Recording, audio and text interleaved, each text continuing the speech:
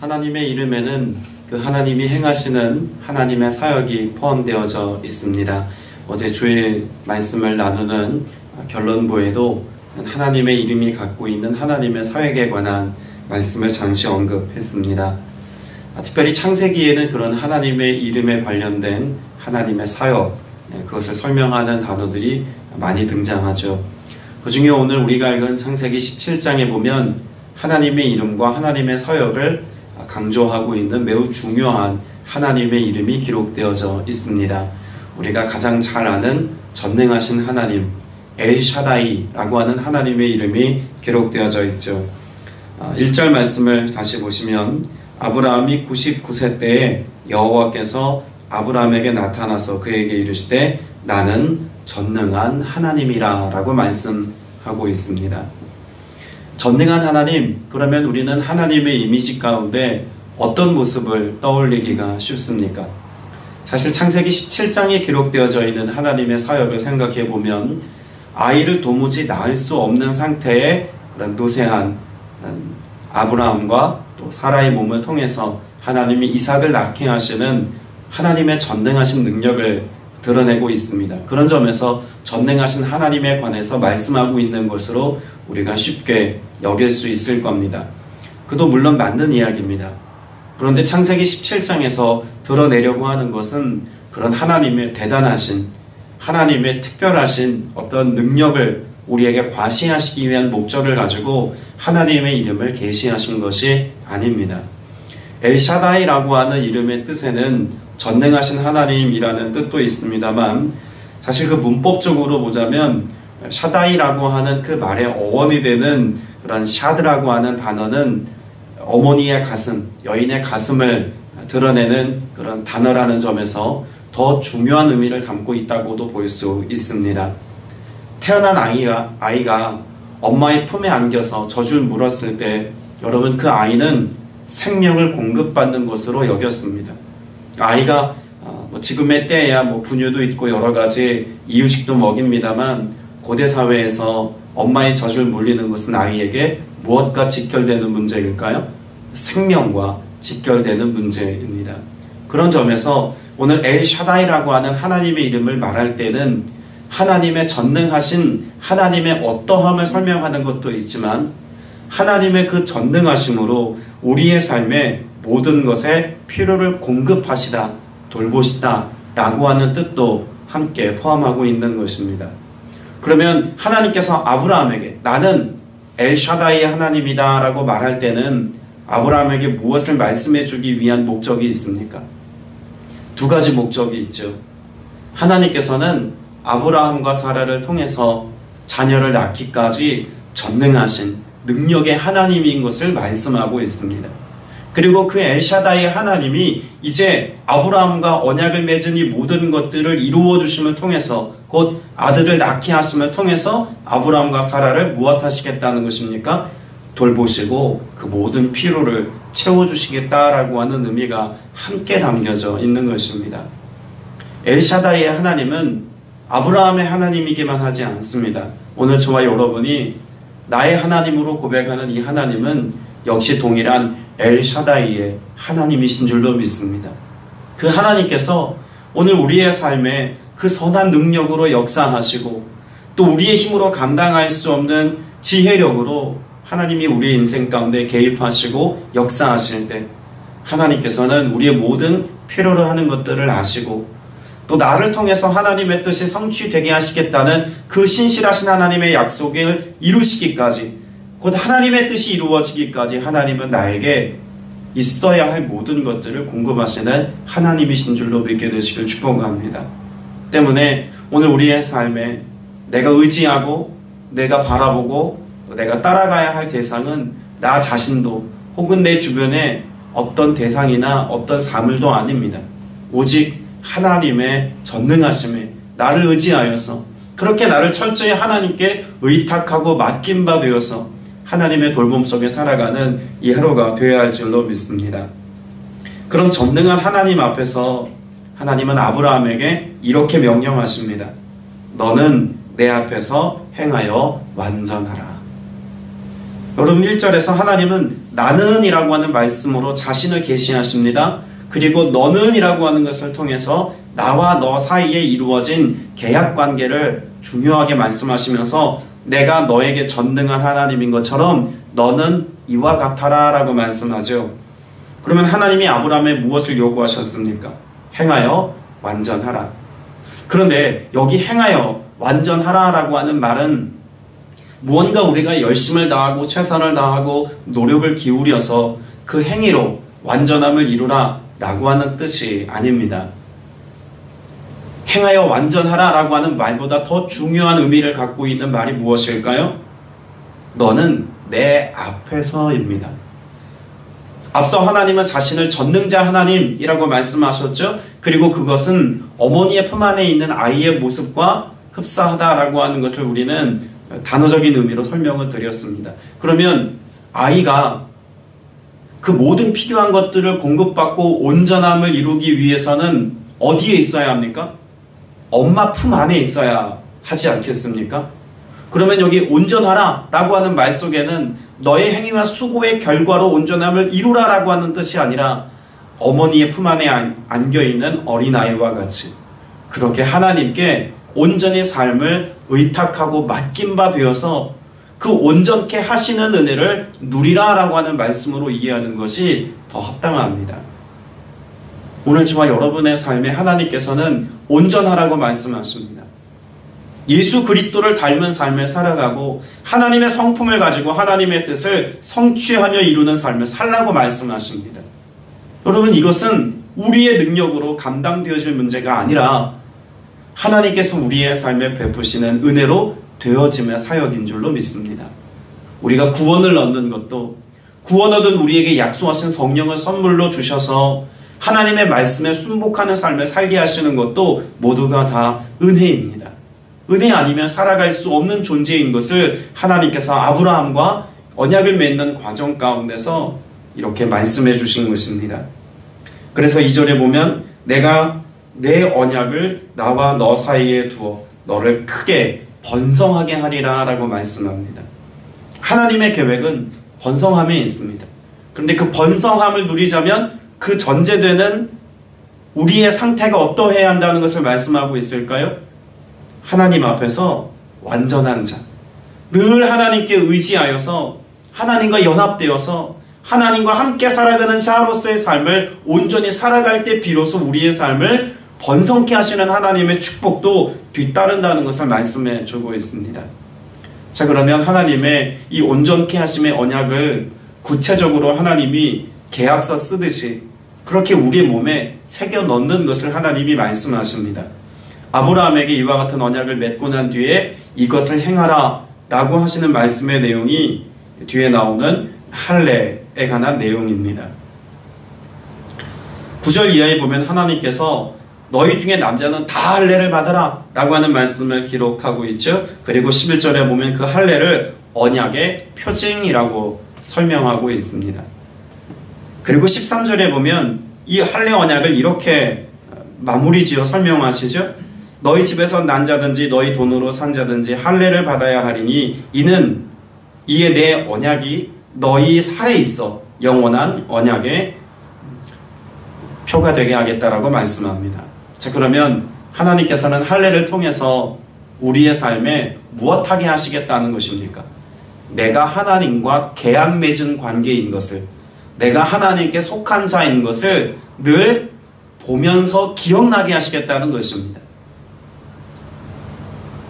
할례의 목적은 단지 그것을 의식적으로 행했다가 아니라 하나님이 나의 하나님이신 것, 하나님이 엘샤다이의 하나님이 되셔서 내가 하나님께 속하고 여호와 앞에서의 삶을 살아갈 때 하나님이 나를 온전케 하신다는 사실을 기억하고 잊지 않고 살아갈 수 있도록 하나님께서 이 할례를 행하도록 하신 것입니다. 단지 유대인의 징표 혹은 유대인 남성이라면 반드시 해야 되는 전통의 문제가 아니라 하나님을 떠올리고 하나님과 연합된 자로 살아가기까지 하나님이 행하게 하신 하나님과 나 사이의 계약서임을 알아야 한다는 것이죠. 여러분, 이 과정 가운데 우리는 한 가지 할례 언약 때 하나님이 행하신 또 다른 일을 떠올려 보아야 합니다. 하나님께서 아브라함과 할례 언약을 맺는 과정 가운데 아브라함과 사라의 무엇을 바꾸셨습니까? 이름을 바꾸셨습니다. 아브라함은 아브라함이라고, 사레는 사라라고 하는 하나님의 언약이 갱신되는 과정 가운데 이름을 새롭게 하십니다. 여러분, 이름을 갖게 된다는 것, 이것은 무엇을 의미하는 걸까요? 태어나다입니다. 유대인들은 지금도 7일이 지나서 난지 8일이 되면 그러면 살 가망이 있는 아이들로 여겨서 그때야 비로소 할례를 행하고 난 뒤에 그리고 아이에게 이름을 지어줍니다. 이 전통이죠. 그러니까 이름을 갖는다라고 하는 것과 가장 중요한 연관성을 갖는 것이 있다면 태어나다 혹은 생명, 이것을 의미하는 것입니다. 유대인들은 누구나 다 상식적으로 아는 내용입니다. 자, 그러면 하나님께서 할례를 행하신 이 모든 것은 오늘 할례 언약을 맺은 하나님의 백성들에게 무엇을 공급하시는 하나님의 방편일까요? 우리로 하여금 생명 얻게 하는 방편으로, 표징으로 주셨다는 것입니다. 자, 그러면 우리는 지금의 때에도 이스라엘 백성들처럼 그렇게 할례를 받아야 합니까? 그렇지 않습니다. 여러분이 할례는 다시 한번 출애굽한 이스라엘 백성들에게 하나님께서 모세 입술을 통해서 듣게 하십니다. 할례의 의미는 어디에 있는가라고 하는 것을 출애굽기 말씀을 통해서 해석해 주시는 거죠. 자, 신명기 10장 16절 말씀에 보면 그러므로 너희는 마음에 할례를 행하고 다시는 목을 곧게 하지 말라 라고 말씀합니다. 신명기 30장 6절에도 보면 내 하나님 여호와께서 내 마음과 내 자손의 마음에 할례를 베푸사 너로 마음을 다하며 뜻을 다하여 내 하나님 여호와를 사랑하게 하사 너로 생명을 얻게 하실 것이며 라고 말씀합니다. 할례는 생명과 연관이 있다고 말씀을 드렸죠. 그런데 그 할례 언약은 단지 생식기를 베는 살점을 떼어내는 것으로서의 의미가 있는 것이 아니라 이것을 기억해서 무엇이 새로워져야 한다는 것입니까? 마음이 새로워져야 한다는 것입니다. 할례 언약을 통해서 하나님께서 나의 하나님 되시고 전능자 하나님이신 것을 늘 기억하고 염두에 두어서 그 하나님께 대하여 마음을 다하고 뜻을 다하고 성품을 다해서 하나님을 사랑하고 의지하고 하나님으로부터 난 생명을 공급받아 오늘 내가 살 수 있다는 믿음을 가지고 살 수 있도록 하나님께서는 할례 언약을 맺게 하셨다라고 하는 것을 모세를 통해 이스라엘 백성들에게 듣게 하십니다. 생명을 얻는 삶을 살자면 살점을 떼어내는 할례 의식이 있는 것이 아니라 이와 같이 오늘 저와 여러분이 마음이 그렇게 전혀 새로워진 상태가 되어지도록 새 마음을 가지고 살아가도록 그래서 생명을 얻는 삶을 사는 것이 중요하다라는 것을 말씀해 주고 있는 것이죠.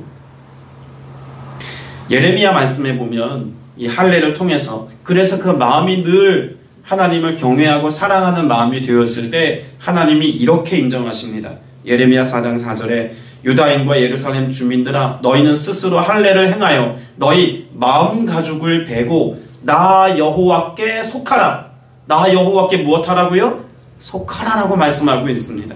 자, 앞에서 창세기 17장 1절에서 엘샤다이 하나님을 말씀드리면서 그 전능자 하나님, 여러분 이것은 아이가 엄마 품에 있는 그런 돌봄을 받는 모습이라고 설명드렸죠. 여호와께 속하라 라고 하는 의미도 단지 하나님 편에 서라 라고 하는 의미만 있는 것이 아니라 하나님께 안기어 하나님 품 안에 있어 하나님 편에 서서 하나님으로 공급받고 하나님 돌봄 가운데 있어야 한다는 것을 말씀해 주고 있는 겁니다. 그러자면 어떻게 해야 합니까? 하나님으로부터 태어난 자 되어야 한다는 것, 이것을 말씀하고 있는 겁니다.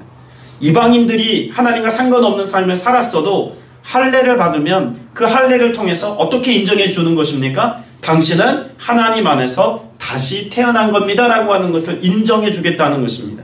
그래서 유대인뿐만 아니라 이방인이라도 모든 남자들은 다 그런 할례를 받게 했다는 것이죠.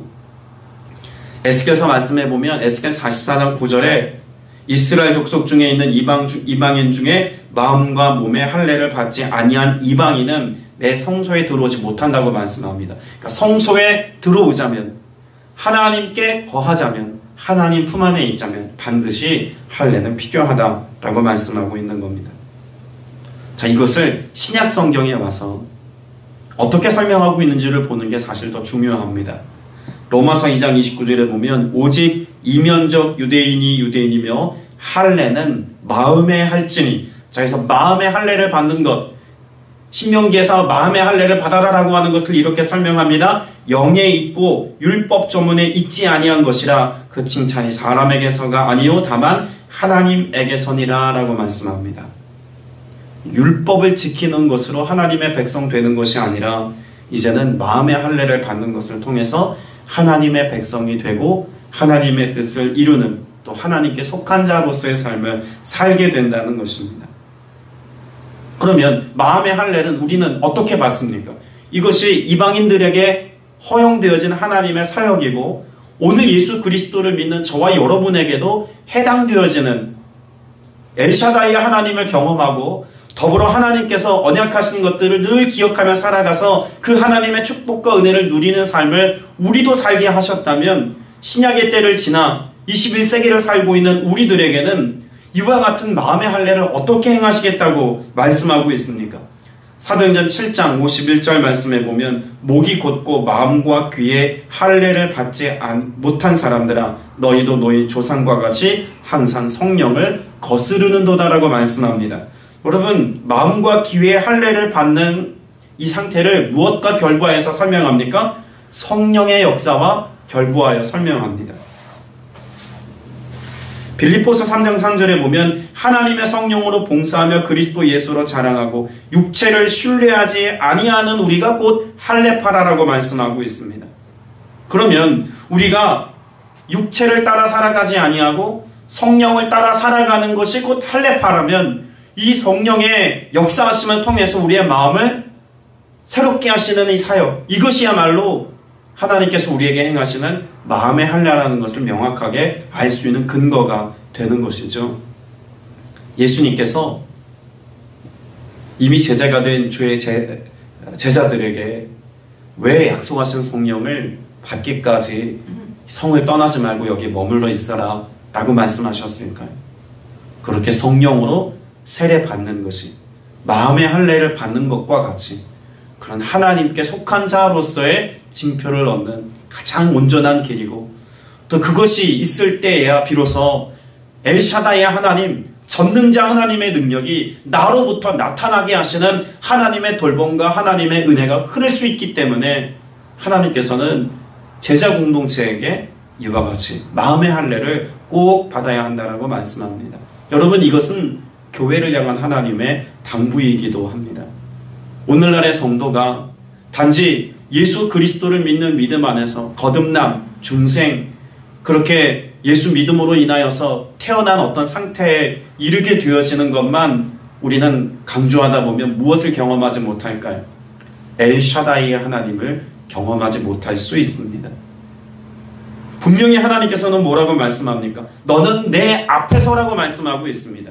그러면 우리가 거듭난 우리가 하나님 앞에 서서 하나님의 능력을 덧입어서 그런 능력을 가지고 나아가기까지 날마다 성령을 사모하는 자로서의 삶을 살아야, 그 신령한 젖을 사모하는 삶을 살아야 성령께서는 나와 함께 하셔서 하나님이 이루기를 기뻐하시는 그 모든 일들이 이루어지도록 하나님은 저와 여러분의 삶에 능력으로 역사해 주실 줄로 믿습니다.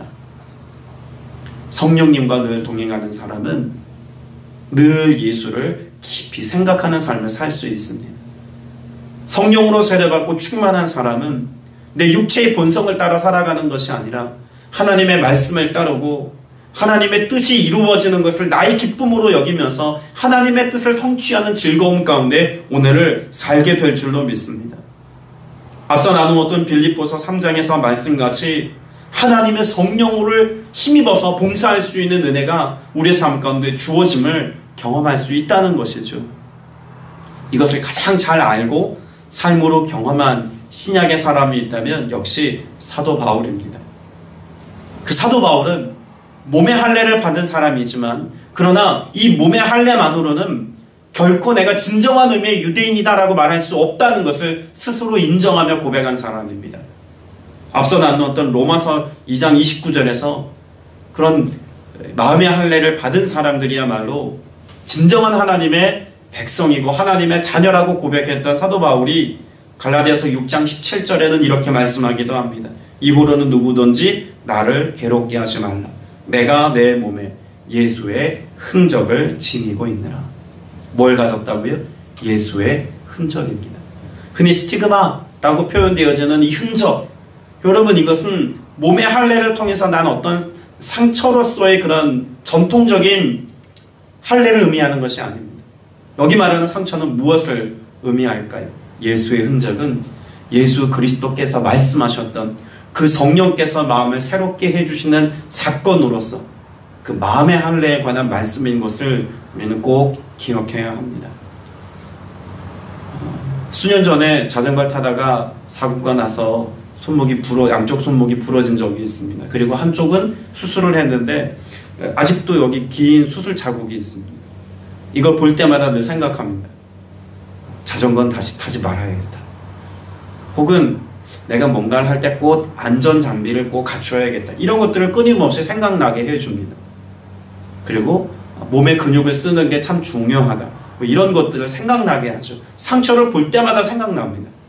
여러분, 사도 바울이 예수의 흔적을 가졌다라고 말하는 그 스티그마, 여러분 이것은 단지 그의 삶 가운데 그런 경험이 있었다는 것을 과거 어떤 그의 삶에 지나왔던 삶의 옛 이야기를 떠올리면서 추억하면서 하는 이야기가 아닙니다. 나는 오늘도 예수를 깊이 생각하는 삶을 산다고 이야기하고 있는 겁니다. 나는 오늘도 엘샤다의 하나님의 능력 아니면 살 수 없는 존재라는 것을 인정하며 고백하는 것입니다. 그리고 그와 같은 하나님의 능력이 있기에 오늘 내가 사도적 삶을 살 수 있고 선교적 삶을 살 수 있고 예수 그리스도의 복음을 증언하고 설명하는 자로서의 삶을 오늘 또 살고 있습니다의 고백을 고백하고 있는 것이죠.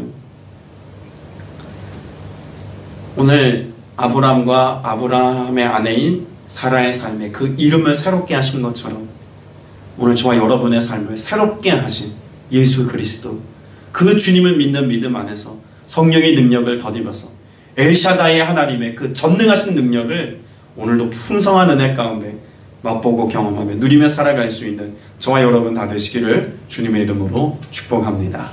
기도드리겠습니다. 은혜가 풍성하신 아버지 하나님, 살점을 떼어내는 할례 의식을 통해서 유대인이 되는 것이 아니라 하나님 백성 되는 것이 아니라 그 마음의 할례를 받음을 통해서 곧 성령께서 우리에게 세례를 베푸시고 풍성하게 임하심을 통해서 하나님의 거룩한 백성 되게 하심에 감사드립니다.